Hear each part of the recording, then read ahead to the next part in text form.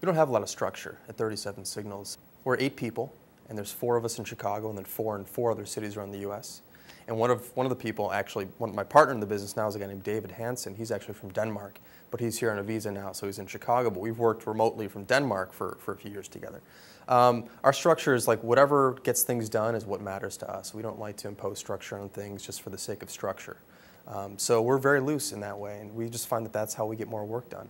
I'm not big into planning. So I like to think maybe 30 days ahead, 60 days ahead, 90 days ahead, and that's enough.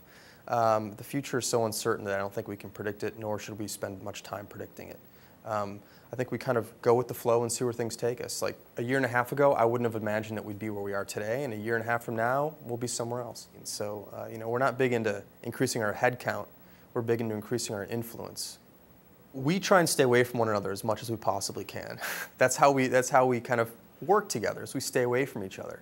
And this kind of happened by accident. So when I used to work with David, David was in Denmark, 7 time zones away. We were only awake a few hours of the day at the same time. And we found out that we're getting a whole lot of stuff done. And we just thought, hey, maybe we'll work really well together. Maybe we're just in a good match for working. And then we got him to move to Chicago. He came to Chicago. And we're we're all in the same office. This is going to be great. We're going to totally collaborate more and riff ideas off one another. We found out we got a whole lot less stuff done when we're sitting right next to each other all the time. And what we realized is that proximity is an invitation to interrupt somebody. An interruption is the biggest enemy of productivity that there is. And when everyone's sitting together and everyone's at the same desks or nearby, it's really easy just to shout something over to somebody or tap someone on the shoulder or whatever. And that can be useful at times, no doubt. But for the most part, it's interruption. An interruption destroys your zone. Like if you're working on something and someone taps you on the shoulder, you've got to stop working on that thing and answer their question or whatever you need to do. And that just takes you out of your zone. It takes you out of that mindset of actually getting stuff done. And you don't fall right back into it. It takes a while to get back into it. So we just found that interruption is something that gets in the way most of the time. So that's why we kind of try and stay away from one another. If we need to get together, we'll get together. But it should be the last resort and the exception and not the rule.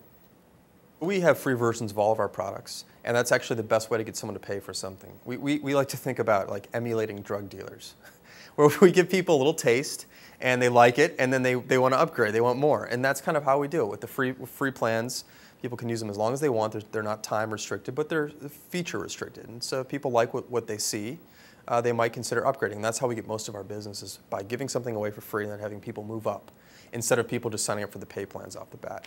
As far as competing with free stuff, we think that we build stuff that's worth paying for. And that's kind of what we're focused on, is building things that we think provide way more value than they cost. And so I think that people are always willing to pay for something they find to be valuable.